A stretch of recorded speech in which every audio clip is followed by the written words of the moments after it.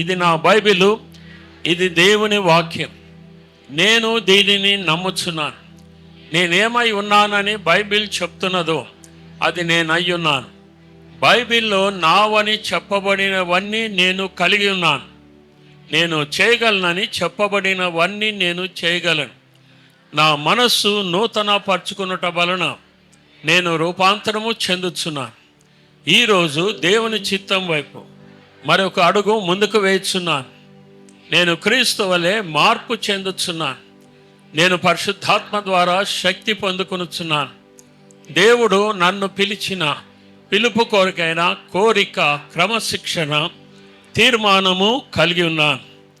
ప్రియులారా, ఇతర సంఘాలకు మన సంఘానికి వ్యత్యాసం ఏమనగా, ఇతర సంఘాలు రోమన్ క్యాథలిక్ పద్ధతిలో సేవ జరుగుతున్నాయి. అనగా పాస్టర్ గారు ఒక్కరే సేవ చేస్తారు. అక్కడ విశ్వాసులకు అవకాశము ఉండదు. అది రోమన్ క్యాథలిక్ పద్ధతి. దాన్ని Holi person concept Roman Catholicism నుండి వచ్చింది. మన సంఘములో పాస్టర్ గారు ఒక్కడే కాకుండా విశ్వాసులందరూ కూడా ఆత్మలను సంపాదిస్తున్నారు, ఆత్మలను పోషిస్తున్నారు, కేసెస్ నడిపిస్తున్నారు, సంఘ అభివృద్ధి కొరకై పాటుపడుతున్నారు. మరి ప్రతి ఒక్కరూ ఒక స్థాయి నుండి ఒక స్థాయికి ఎదుగుతున్నారు అన్నమాట. అది మన సంఘం యొక్క ప్రత్యేకత. సో దయచేసి మరి ఇంతవరకు ఎవరైనా మెంబర్షిప్ ఫామ్ ఫిలప్ చేయకపోతే 6-7 వారాలు క్రమంగా వచ్చేవారు మెంబర్షిప్ ఫామ్ ఫిలప్ చేసి మీ ఏరియా పాస్టర్కు ఇవ్వండి. ఆ మెంబర్షిప్ ఫామ్స్ కింద ఆఫీస్ రూమ్లో నరసింహ గారి దగ్గర మీకు దొరుకుతాయి. మీరు ఆ ఫామ్ ఫిలప్ చేసిన తర్వాత మా బాధ్యత ఏమంటే మిమ్మల్ని ఒక స్థాయి నుండి ఒక స్థాయికి తీసుకొని రావాలి. సరే, ఈరోజు మనము లూకాసు వార్త 12వ అధ్యాయము 22 నుండి 34 వరకు చదువుకుందాం. లూకాసు వార్త 12వ అధ్యాయంలో మొదట 12 వచనాలు యేసు ప్రభు దేని గురించి చెప్పాడు? ఎవరికైనా జ్ఞాపకం ఉన్నదా? మర్చిపోయినారా? లూకాసు వార్త 12వ అధ్యాయం మొదటి భాగములో పరిసయ్యుల యొక్క పులిసిన పిండిని గురించి చెప్పినాడు, అనగా వేషధారణ. మరి 2వ భాగము మనము 13వ వచనం నుండి 21వ వచనం వరకు చదివాం. అందులో యేసు ప్రభు దేని గురించి చెప్పాడు? ధనవంతులను గురించి. పోయిన వారము నేను 4 రకాల ప్రజలు ఉంటారన్నాను. మరలా ఒకసారి జ్ఞాపకం చేస్తున్నా, చూడండి. ఈ లోకంలో నీతిమంతులైన ధనవంతులు ఉన్నారు, తర్వాత అనీతిమంతులైన ధనవంతులు కూడా ఉన్నారు. నీతిమంతులైన పేదవారు ఉన్నారు, అనీతిమంతులైన పేదవారు కూడా ఉన్నారు. పోయిన వారము వీటి గురించి మనము ధ్యానించాము. ఈ రోజున చింతలను గురించి మనము వాక్యము ధ్యానించబోతున్నాం. ప్రతి ఒక్కరికి చింతలు ఉంటాయి. చింతలు లేని వారు ఎవ్వరూ ఉండరు. మరి చింతలను గురించి యేసు ప్రభు ఏం చెప్తున్నాడో ఈరోజు మనము తెలుసుకుందాము. ఇప్పుడు లూకాసు వార్త 12వ అధ్యాయం 22 నుండి 34 వరకు మార్చి చదువుకుందాం. అంతటా ఆయన తన శిష్యులతో ఇట్లనెను, ఈ హేతువు చేత మీరు ఏమి తిందుమో అని మీ ప్రాణమును గూర్చి అయినను, ఏమి ధరించుకొందుమో అని మీ దేహమును గూర్చి అయినను చింతింపకుడి.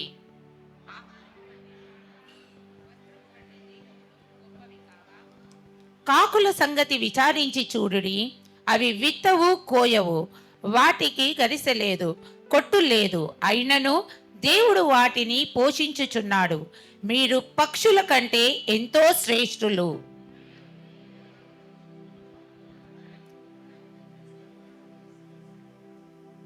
కాబట్టి అన్నిటికంటే తక్కువైనవి మీ చేత కాకపోతే తక్కిన వాటిని గూర్చి మీరు చింతింపనేలా?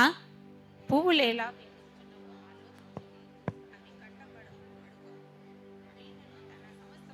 జ్ఞానముతో కూడిన సొలొమోను సైతము వీటిలో ఒకదాని వలనే అలంకరింపబడలేదని మీతో చెప్పుచున్నాను.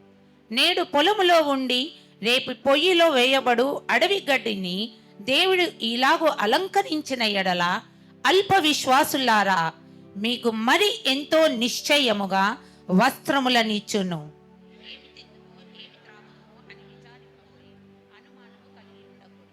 ఈ లోకపు జనులు వీటినన్నిటినీ వెదుకుదురు, ఇవి మీకు కావలసి ఉన్నవని మీ తండ్రికి తెలియను.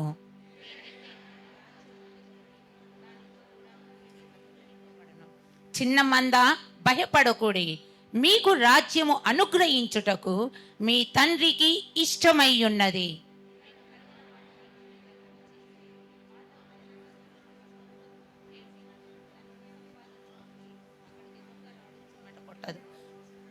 మీ ధనం ఎక్కడ ఉండునో అక్కడనే మీ హృదయము ఉండును. దేవుడు తన పరిశుద్ధ వాక్యమును దీవించునుగాక. చిన్న ప్రార్థన చేసుకుందాం.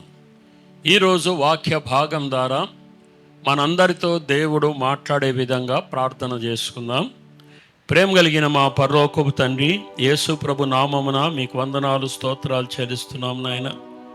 మరొక ఆదివారము భూమిపైన సజీవ లెక్కలో ఉంచి మమ్మల్ని అందరినీ మీ మందిరంలో చేర్చినందుకై మీకు స్తోత్రం.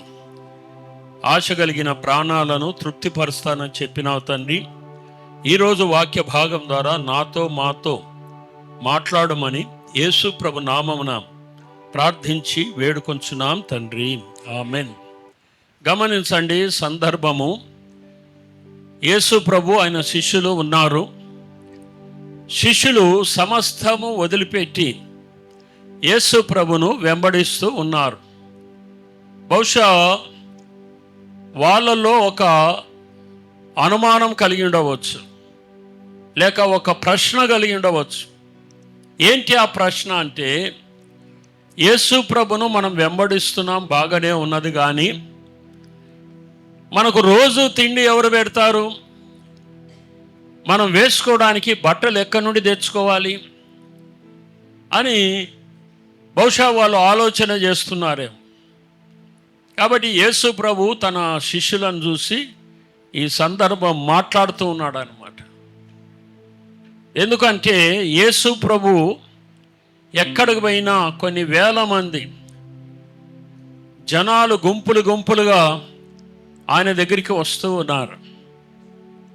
మరి వేల మంది గుంపులు గుంపులుగా వచ్చినప్పుడు కానుకలు కూడా ఇస్తున్నారేమో మనకు తెలియదు. ఎందుకంటే వాళ్ళల్లోనే యేసుప్రభు శిష్యులు ఒక ట్రెజరర్ ఉన్నాడు, ఆయనకి ఇస్తున్నారేమో. కాబట్టి ఒకవేళ యేసుప్రభు దగ్గర డబ్బులు బాగా ఉన్నాయనుకోండి, ఈ శిష్యులను పోషించడం అంత కష్టమైన పని కాదు. కానీ యేసుప్రభు ఏమంటున్నాడంటే, నక్కలకు బొరియలున్నాయి, ఆకాశ పక్షులకు గూళ్ళున్నాయి, మనుష్య కుమారునికి తలవాల్చుకొనుటకైనను స్థలము లేదు. యేసు ప్రభు దగ్గర డబ్బులు లేవు. ఈరోజు రేపు మన హైదరాబాద్లో మెగా చర్చెస్ ఉన్నాయి. ఆ మెగా చర్చెస్ పాస్టర్ల దగ్గర కొన్ని కోట్ల రూపాయలు ఉన్నాయి. వాళ్ళు ఎవరికి ఇవ్వరు, ఎవరికి లెక్క కూడా చెప్పరు. అది అంతా వాళ్ళ జేబులోకే వెళ్తుంది. వాళ్ళు ఏదనుకుంటే అది చేయగలుగుతారు. అది వాక్యానుసారమైనది కాదన్నమాట. వాళ్ళు ఎంతమందినైనా పోషించగలుగుతారు, ఎందుకంటే కొన్ని కోట్ల రూపాయలు వాళ్ళ దగ్గర ఉన్నాయి. కానీ యేసు ప్రభు దగ్గర ఏమున్నది? ఏమీ లేదు. వీళ్ళేమో ఆయనను వెంబడిస్తూ ఉన్నారు. కాబట్టి ఈ 22వ వచనం చూడండి. యేసు ప్రభు ఏమంటున్నాడంటే, అంతటా ఆయన తన శిష్యులతో ఇట్లనెను, ఈ హేతువు చేత మీరు ఏమి తిందుమో అని మీ ప్రాణమును గూర్చి అయినను, ఏమి ధరించుకొందుమో అని మీ దేహమును గూర్చి అయినను చింతింపకుడి. చూసారా, 2 విషయాలు ఇక్కడ యేసు ప్రభు ప్రస్తావిస్తున్నాడు. ఒకటేమో తిండి గురించి, రెండవది వస్త్రములను గురించి. ఈ రోజుల్లో కూడా చాలామంది ఈ రెండింటి గురించి ఎక్కువ చింతిస్తారు. మూడవది ఇల్లు గురించి. అందుకే నెహ్రూ గారో లేక ఇందిరాగాంధీనో ఎవరు అన్నారు, రోటీ కపడా మకాన్, ఈ మూడు మానవులకు చాలా చాలా అవసరమైనది. కానీ ఇప్పటి వరకు మకాన్ అనేది అందరికీ దొరకలేదు. మనకు స్వాతంత్రం వచ్చి ఎన్నో సంవత్సరాలైంది. తర్వాత ఒకవేళ మనం బిజినెస్ ఏదైనా పెట్టాలంటే ఒక గొప్ప దైవజనుని నేను అడిగినాను, ఏ బిజినెస్ అయితే బాగా జరుగుతుంది అని. ఆయన కూడా ఇదే అన్నాడు, రోటీ కపడా మకాన్.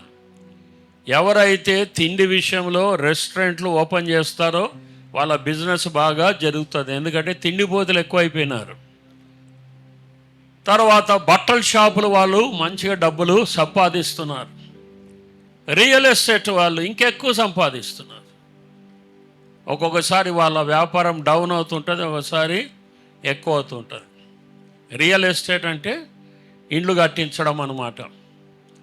కాబట్టి ఈ తిండి విషయం మనం చూసినట్లయితే చాలామంది తిండి గురించి ఎంతో ఆలోచన చేస్తుంటారు. ఈరోజు ఏం తిందాం, రేపు ఏమి తిందాము.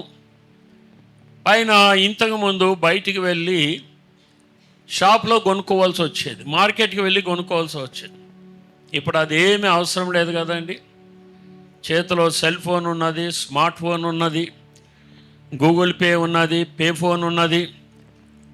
మరి ఇట్లా జస్ట్ క్లిక్ కొడితే 5-10 నిమిషాల్లో మన ఇంటి ముందర వచ్చి వాళ్తుంది అన్నమాట. తిని తిని తిని టాక్సిక్ ఫుడ్ అంటారు. ఆ తర్వాత పనికిరానివన్నీ తింటారు, రకరకాల రోగాలు తెచ్చుకుంటుంటారు. తర్వాత డాక్టర్ల దగ్గరికి వెళ్తుంటారు. ఒక ఆయన టిఫిన్ కొరికే 40 రొట్టెలు తింటాడు అంటాడు. 40 రొట్టెలు పెట్టుకొని పాప ముందర టిఫిన్ చేద్దామని పెట్టుకుంటే ఎవరో ఒక ఆయన గెస్ట్ వచ్చినాడంట వాళ్ళ ఇంటికి. ఆ గెస్ట్ ఏమనుకుంటాడని భార్యని పిలిచి, ఏమి ఇన్ని రొట్టెలు పెట్టినావు, తీసే ఒకటి అని అన్నాడంట. ఇంకా 39 ఉంటాయి కదా, ఆయనకి ఆ 39 అన్నా తినాలనే ఆశ అన్నమాట. అట్లా తిండిపోతులు. బైబిల్లో ఒక తిండిపోతుడు ఉన్నాడు. వాడు ఆ తిండి కొరకు జ్యేష్ఠత్వాన్ని అమ్ముకున్నాడంట. ఎవరండి అతను? ఏశావు, యాకోబు యొక్క సహోదరుడు. ఏదో చికెన్ 65 మటన్ కర్రీనో మరి బిర్యానీ అయితే అనుకోవచ్చు, అరే ఏమో శోధన పడినాను. దేని కొరకు? చిక్కుడుకాయల కొరకు, చిక్కుడుకాయల కూర, బీన్స్ కూర కొరకు వాడు జ్యేష్ఠత్వాన్ని అమ్ముకున్నాడంట. ఎంత దౌర్భాగ్యుడు కదా. తర్వాత చాలా పశ్చాత్తాపడినాడు, కానీ లాభం లేకుండా పోయింది. ఎందుకంటే తిండిపైన కంట్రోల్ లేదు. తినాలా తినాలా తినాలా. తిండిపోతులు చాలామంది ఉంటారు. బైబిల్లో 5 పోతులు ఉన్నారు. ఎవరెవరండి? తిండిపోతూ, తిరుగుబోతూ, నిద్రపోతూ, తాగుబోతూ, సోమరిపోతూ. ఎంత బాగా తెలుసు మీకు కదండి. ఈ పోతులను పెళ్లి చేసుకున్న వాళ్ళు ఇక వాళ్ళ జీవితం అంతా గోతులో పడినట్లే అనమాట. సరే, తర్వాత వస్త్రములు, బట్టలు ఏవి ధరించుకోవాలనేది చింత. ముఖ్యంగా ఈ యవనస్తులు ఉంటారు కదండి. యవనస్తులంతా కూడా ఏది ఫ్యాషన్, ప్రస్తుతం ఏ ట్రెండ్ ఉన్నది. అందుకే ముస్సారాంబాగ్లో ఒక షాప్ ఓపెన్ చేశారు. ఏం షాప్ అది? దాని పేరే ట్రెండ్ అండ్. నన్ను ఎవరో నరసింహ బ్రదర్ తీసుకుపోయినాడు ఒకసారి. దాని పేరే ట్రెండ్. అక్కడ రకరకాల ఫ్యాషన్లు సంబంధించిన, యవనస్తులకు సంబంధించినవన్నీ ఉన్నాయన్నమాట అక్కడ. సో ఒకసారి ఒక యవనస్తుని చూసిన నేను. వాడు జీన్ ప్యాంట్ వేసుకున్నాడు, మోకాల దగ్గర అవన్నీ చినిగిపోయినాయి. నేను తెలిసి కూడా ఏమన్నానంటే, అరే నీ ప్యాంటు చినిగిపోయిందిరా అని అన్నా. ఆడు ఏం చెప్పాలో అర్థం కాలేదు. ఈ రోజుల్లో ఫ్యాషన్ చూడండి, ఎంత చినిగిపోయినది వేసుకుంటే అంత స్టైల్ అంటది. బాంబేలో ఒక షాప్ ఉందండి. అక్కడ బట్టలు కొనాలంటే చాలా కాస్ట్లీ. ఎందుకంటే ఎంత చింపేస్తే అంత కాస్ట్లీ అనమాట బట్టలు. అది ఈ దినాల్లో ఉన్నటువంటి స్టైలు, ఇవన్నీ ఫ్యాషన్స్, ఇవన్నీ ఎక్కడ ఉన్నాయి లోకంలో చూస్తారు. అవి సంఘంలోనికి తీసుకొని వస్తూ ఉంటారు. తర్వాత మంచిగా కనబడాలి, ముఖ్యంగా యవనస్తులు, దాదాపు అందరూ అనుకోండి, స్త్రీలు కానీ అందరూ, నేను మంచిగా కనబడాలి, కాస్ట్లీ డ్రెస్ వేయాలని కొన్నిసార్లు అప్పులు చేసి కూడా బట్టలు కొనుక్కుంటూనే ఉంటారు. కాబట్టి వీటన్నిటి గురించి ప్రజలు చింతిస్తున్నారు. మరి నేను కొన్ని చింతల గురించి చెప్తాను. బహుశా ఇక్కడ ఉన్న వాళ్ళల్లో ఆ చింతలు ఉన్నాయేమో అని నేను అనుకుంటున్నాను. ఎందుకంటే సర్వసాధారణంగా ఈ చింతలు చాలామందిలో ఉంటాయి. ఏమనగా అప్పు తీసుకుంటారు. ఎచ్చులు పోయి ఎల్లలు కలబడినట్లు ఎవరినో చూస్తారు, అవి మా ఇంట్లో ఉండాలని అప్పులు చేస్తారు. అప్పు చేసేంత వరకు బాగానే ఉంటుంది, కానీ ప్రతి నెల మిత్తి కట్టాలి కదా, ఆ ఇంట్రెస్ట్ కట్టాలి. ఒక నెల కట్టకపోతే నెక్స్ట్ మంత్ అది డబల్ అయిపోతుంది. తర్వాత వాడు ఏం చేస్తాడు, దానికి చక్రవడ్డీ వేస్తాడు. కాబట్టి అప్పులు తీసుకున్నాం, ఇంట్రెస్ట్ ఎట్లా కట్టాలనేది ఒక పెద్ద చింత. చిట్టీలు ఎత్తుతారు, లాస్ట్లో ఎత్తరు. మొట్టమొదట మాకు కావాలంటారు, తర్వాత కట్టేటప్పుడు మాత్రం సరిగా కట్టరు. ఆ చిట్టీలు స్టార్ట్ చేసినోనికి చింత, చిట్టీలు కట్టడానికి వీళ్ళకు కూడా చింత. తర్వాత పిల్లలు స్కూల్ ఫీజు కట్టలేదు, మరి ఇంటి అద్దెమేమో కట్టలేదు. ఒక నెల 2 నెలలు చూస్తాడు, ఇక 3వ నెల ఏమంటాడు, ఖాళీ చేయండి అని అంటాడు. ఇవన్నీ చింతలే. తర్వాత మా పిల్లలకు పెళ్ళిళ్ళు కావడం లేదు, రోజు రోజుకు కట్నాలు ఎక్కువ అయిపోయినాయి, కట్నాలు ఎక్కువ అడుగుతున్నారు. ఏం చేయాలి, తల్లిదండ్రులకు ఒక పెద్ద చింత. అమ్మాయిలు అబ్బాయిలు ఉంటారు, బాయ్ ఫ్రెండ్స్ గర్ల్ ఫ్రెండ్స్. ఈ అబ్బాయికి అమ్మాయి గురించి చింత. ఎందుకు చింత, అది ఎక్కడ నన్ను వదిలిపెట్టి ఇంకొకరిని ప్రేమిస్తుందా అని వీనికి చింత. ఒకవేళ అట్లా మోసం చేసింది అనుకోండి, వీడు దేవదాసు అయిపోతాడు, లేకపోతే ఊరేసుకొని చచ్చిపోతాడు. అమ్మాయి కూడా అంతే, అబ్బాయి నన్ను మోసం చేసినాడని ఈ రకరకాల చింతలతో రాత్రుల్లో చాలామంది నిద్రపోవడం లేదు. మరి చింతలు ఏం చేస్తాయంటే ఆరోగ్యాన్ని పాడు చేస్తాయంటే అది చాలామందికి తెలియదు. మనకు వచ్చే రోగాలలో 90% రోగాలు దేన్ని బట్టి వస్తాయంటే చింతించడం బట్టే వస్తాయి. చాలామంది ఏమనుకుంటారంటే దేవుడు చాలా దూరంగా ఉన్నాడు, నన్ను పట్టించుకోవడం లేదు, నా గురించి ఆలోచన చేయడం లేదు, నా గురించి చింతించడం లేదని చాలామంది అనుకుంటారు. కానీ మనం క్రిస్మస్ టైంలో పదే ఒక మాట చెప్తుంటాం. అదేమో తెలుసా, దేవునికి ఉన్న పేర్లలో ఒక పేరు ఇమ్మానుయేల్. ఇమ్మానుయేల్ అంటే ఏంటండి అర్థము, దేవుడు మనకు తోడు. ఆయన దూరంగా లేడు, మనకు సమీపంగా ఉన్నాడు, మన గురించి చింతిస్తూనే ఉన్నాడు. కానీ ఆ విషయాన్ని మనం చాలాసార్లు మర్చిపోతూనే ఉన్నాం. ప్రియులారా, చింతించడం అనేది దేవుని దృష్టిలో పాపం. చెప్పండి, మీ పక్క వారితో చెప్పండి, చింతించడము దేవుని దృష్టిలో పాపం. ఎందుకు పాపము, దేవుడేమో నువ్వు చింతించవద్దు అన్నాడు, ఆజ్ఞాతిక్రమమే పాపం. మనమేమో చింతిస్తున్నాం, రకరకాల చింతలు పెట్టుకున్నాం. ఇంకో విషయం, నువ్వు చింతిస్తున్నావు అంటే దాని అర్థం ఏమనగా నువ్వు దేవుని పైన ఆధారపడడం లేదని దాని యొక్క అర్థం. మరి 12వ అధ్యాయం 24వ వచనం ఒకసారి చదువుకుందాం, చూడండి.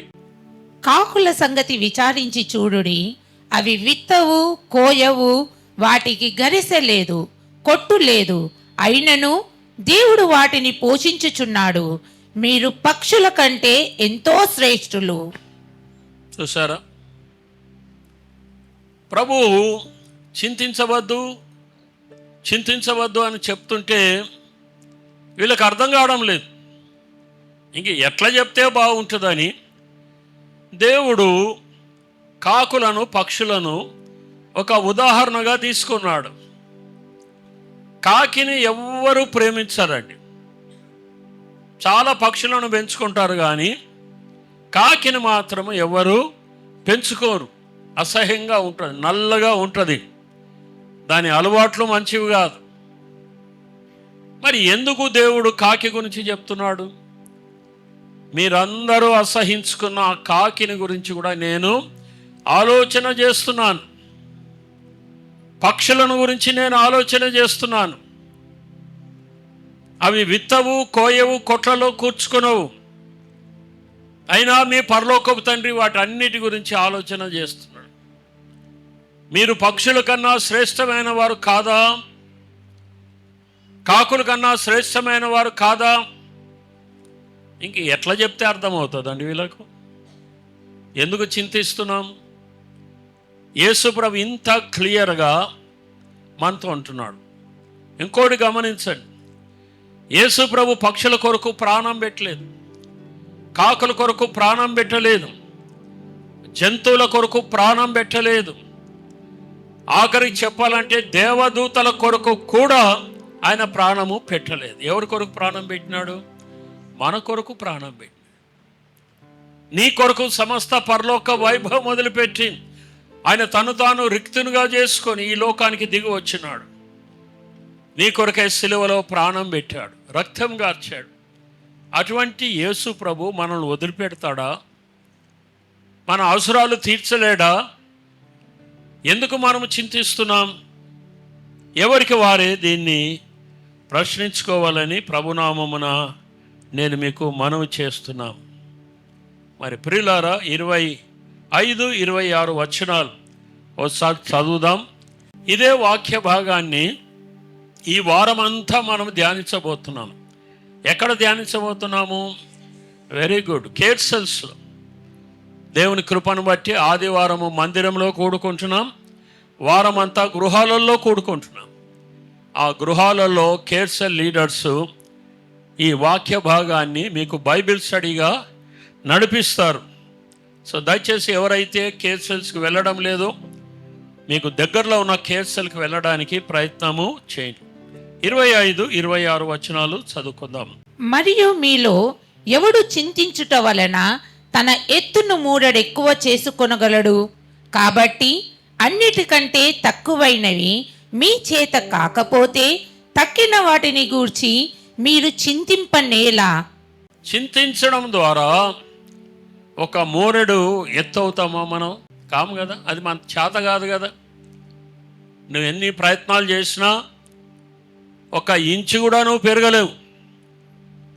అటువంటిది మరి ఎందుకు చింతిస్తున్నావు? నీకు ఏది చేత కాదో దాని గురించి నువ్వు ఎందుకు చింతిస్తున్నావు? రిపోర్ట్లు అన్నీ పాజిటివ్గా వచ్చినాయి. నువ్వు హాస్పిటల్లో అడ్మిట్ కావాలి. ఎక్కడ వేస్తారు నిన్ను? ఐసీయూలో వేస్తారంట. ఏమండి, ఎక్కడ? ఐసీయూ అంటే ఏం చెప్పండి? Intense care unit, emergency ward అన్నమాట.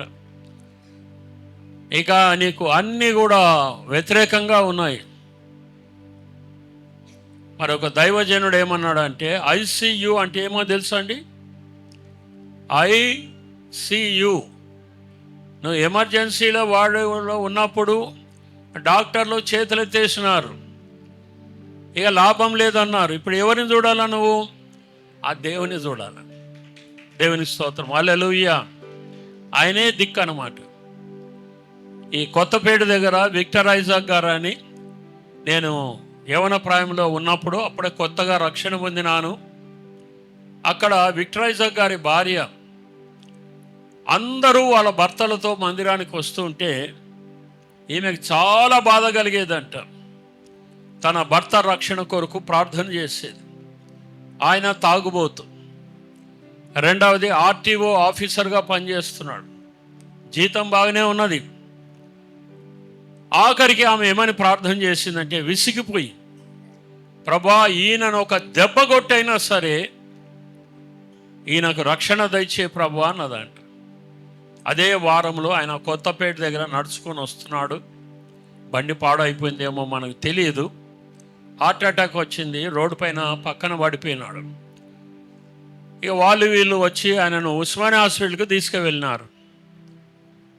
ఆయన భార్యకు ఫోన్ చేశారు, అమ్మ మీ భర్త ఉస్మానియా హాస్పిటల్లో ఉన్నాడు. అందరూ పరిగెత్తుకొని వెళ్ళారు. అప్పుడు డాక్టర్ అన్నాడంట, ఈయనకు మైల్డ్ హార్ట్ అటాక్ వచ్చింది, ఒకవేళ అది ఇంకా కొంచెం ఆ స్ట్రోక్ ఎక్కువ అయింటే ఈయన చనిపోయిండేవాడు అని. ఆ సమయంలో విక్టర్ ఐజాక్ గారు ఐసీయూ పాటించినాడు అంట. దేవుని వైపు చూసినాడు, ప్రభా ఇంతకాలం నా ఇష్టానుసారంగా నేను జీవించినాను, ఒకవేళ నేను చనిపోయింటే నా భార్య పిల్లలు ఏమైపోయిండేవారు అని మారు మనసు పొందినాడు. బాప్తిసం తీసుకున్నాడు. ఆయన నేను ఆ దినాల్లో మాకు ఒక టీం ఉండేది, మేమంతా వెళ్ళి గ్రామాలలో సువార్తను ప్రకటించేవాళ్ళం. దేవునికి స్తోత్రం, హల్లెలూయా. ఐసీయూకి పోయినాకనే దేవుడు కనబడతాడా? దేవుడు ఎక్కడ ఉన్నాడండి? ప్రభు ఎవరికి దూరంగా ఉండవాడు, మన పక్కనే ఉన్నాడు. ఏమంటున్నాడు? దేనిని గురించి నువ్వు చింతించవద్దు. ఎందుకు రాత్రుల్లో నీకు నిద్ర రావడం లేదు? హలో, రాత్రుల్లో ఎందుకు నిద్ర రావడం లేదు? 2 కారణాలు కావచ్చు. రాత్రి అంతా నువ్వు సెల్ ఫోన్ చూస్తుండొచ్చు, లేకపోతే రాత్రి అంతా చింతిస్తుండొచ్చు. యేసు ప్రభు ఏమో చింతించొద్దు అంటున్నాడు, నువ్వేమో చింతిస్తూనే ఉన్నావు. చాలా విచారకరమైన విషయం. మరి దీనికి సొల్యూషన్ ఎట్లా అండి? ఈ చింతలు లేకుండా ఉండాలంటే ఏం చేయాలి? ఈ వాక్య భాగంలో యేసు ప్రభు ఏదైనా జవాబిస్తున్నాడా? మనమందరం చింతిస్తామని తెలుసు. ఎన్ని ఉదాహరణలు చెప్పినా, ఎన్ని కథలు చెప్పినా మనం మాత్రం చింతిస్తూనే ఉంటాం, మానవ మాత్రులం. కానీ ఈ చింతల నుండి బయటపడడానికి యేసు ప్రభు ఒక మంచి మార్గం చూపిస్తున్నాడు. చూడండి, 31వ వచనం చదువుకుందాం. మీరైతే ఆయన రాజ్యమును వెదకుడి, దానితో కూడా ఇవి మీకు అనుగ్రహింపబడును. ఏమి తిందుమా, ఏమి తాగుదుమా, ఏమి ధరించుకుందామా, అన్యజనులు వీటి గురించి చింతిస్తున్నారు. ఎందుకంటే వాళ్ళకు తండ్రి లేడు. తను ఎందరు అంగీకరించినో వారందరికీ దేవుని పిల్లలగుటకు ఆయన అధికారం ఇచ్చినాడు. మనకు దేవుడు తండ్రిగా ఉన్నాడు. ఏ మత గ్రంథాలలో కూడా దేవుడు తండ్రి అని లేదు. ఖురాన్లో కూడా దేవునికి 90 పేర్లు ఉన్నాయి, కానీ తండ్రి అనే మాట ఎక్కడా లేదు. ఒక యేసు ప్రభువే దేవుణ్ణి మనకు తండ్రిగా పరిచయం చేస్తున్నాడు. ఆ తండ్రి పేదవాడు కాదు, సర్వలోకము ఆయనదే, వెండి బంగారములు ఆయనవే. కాబట్టి మీరు ఆయన రాజ్యము నీతిని మొదట వెదకండి, అప్పుడు ఇవన్నీ మీకు అప్పుడు ఏం చింత ఉంటుందండి? ఒకసారి ఒక సహోదరి అన్నది, నాకు డిప్రెషన్ వస్తుంది పాస్టర్ గారు అన్నది. ఇదేం డిప్రెషన్ అమ్మా? నాకు ఎప్పుడూ డిప్రెషన్ లేదు. ఎందుకంటే అప్పటి నుండి ఇప్పటి వరకు దేవుని రాజ్యము నీతిని వెతుకుతున్నా, నా ప్రతి అవసరాన్ని దేవుడు తీరుస్తూనే ఉన్నాడు. నాకెందుకు డిప్రెషను? వింటున్నారండి? గొప్ప రహస్యం. మీకు ఎక్కడైనా ఉద్యోగం దొరకలేదనుకోండి, దేవుని రాజ్యం నీతిని వెదకండి, ఏమి తక్కువ కాకుండా చూసుకుంటాడు దేవుడు. దేవుని రాజ్యం నీతిని వెతకాలంటే ఉద్యోగం వదిలిపెట్టవలసిన అవసరం కూడా లేదు. నువ్వు ఉన్న చోటనే నువ్వు మిషనరీగా ఉండాలి. ఆయన రాజ్యం నీతిని వెతకాలి. కానీ అసలు ముందు నువ్వు ఆయన రాజ్యంలో ఉండాలి కదా. ఎట్లా ఎంటర్ అవుతాం ఆయన రాజ్యంలోనికి? ఎవరికేం తెలుసా? దేవుని రాజ్యం ఉన్నది, అది శాశ్వతమైన రాజ్యం. ఈ లోక రాజ్యాలన్నీ కూడా గతించిపోతాయి. ఎందుకంటే ఈ లోక రాజ్యాల్లో నీతి లేదు, సమాధానం లేదు, ఎక్కడ చూసినా స్వార్థం ఉన్నది. యేసు ప్రభు రాజ్యంలోనే నీతి, సమాధానము, సంతోషము ఉన్నది. ఆ రాజ్యంలోనికి ప్రవేశించాలంటే ఏం చేయాలి? ఒకటే కండిషన్, తిరిగి జన్మించాలి. నికోదేముతో ప్రభు అంటున్నాడు, ఒకడు కొత్తగా జన్మించితేనే కానీ వాడు దేవుని రాజ్యంలోనికి ప్రవేశించలేడు. ఒకసారి నువ్వు దేవుని రాజ్యంలోనికి ప్రవేశించి ఆయన రాజ్యము నీతిని వెతికితే, నేను ఖచ్చితంగా చెప్తున్నాను, యేసు ప్రభు అబద్ధం చెప్పే దేవుడు కానే కాడు. ఆకోరు లోయను నిరీక్షణ ద్వారంగా చేసే దేవుడు, మారా అనే చేదైన నీళ్లను మధురంగా మార్చినటువంటి దేవుడు, గాఢాంధకారపు లోయలను పచ్చిక బయలుగా చేసేటువంటి దేవుడు, అసాధ్యమైనది సుసాధ్యంగా చేసేటువంటి దేవుడు, ఇరుకులో నుండి విశాలతలోనికి తీసుకుని వచ్చేటువంటి దేవుడు, అద్భుత కార్యాలు చేసేటువంటి దేవుడు. ఆయన రాజ్యము నీతిని మనం వెతికినప్పుడు మన అవసరాలన్నీ తీరుస్తాడు. దానికి నేను ప్రత్యక్ష సాక్షిని అనమాట. 40 సంవత్సరాలు ఈ వాగ్దానం దేవుడు నా జీవితం పట్ల నెరవేరుస్తూనే ఉన్నాడు. బీసీ కుటుంబంలో ఉన్న ప్రతి ఒక్కరికి ఈ విషయాన్ని నేను మీకు తెలియపరుస్తున్నాను. మీ చింతలంతా పోయి మీ అవసరాలన్నీ తీర్చబడాలంటే ఇప్పటి నుండైనా సరే మీరు ఆయన రాజ్యము నీతిని వెతకడానికి ప్రయత్నం చేయండి. దానికి ముందుగా ఇంకా ఎవరైనా రక్షణ మారుమనసు లేని వాళ్ళు ఉంటే ఈరోజే ఒక తీర్మానం చేసుకొని, ప్రభా ఈ రోజు నుండి నీ బిడ్డగా జీవిస్తాను, నీ సాక్షిగా జీవిస్తాను, నీ రాజ్యాన్ని నీతిని నేను వెతుకుతాను అని తీర్మానం చేసుకోండి. ఈ సంవత్సరం మీకు అద్భుతమైనటువంటి సంవత్సరముగా ఉంటుంది. యాత్ర చేయు మార్గములు వారికి అతి ప్రియములుగా మార్చేస్తాడు. తలలు వంచండి, కళ్ళు మూసుకోండి, ప్రార్థన చేసుకుందాం. దేవుని వాక్యాన్ని మనం విన్నాం.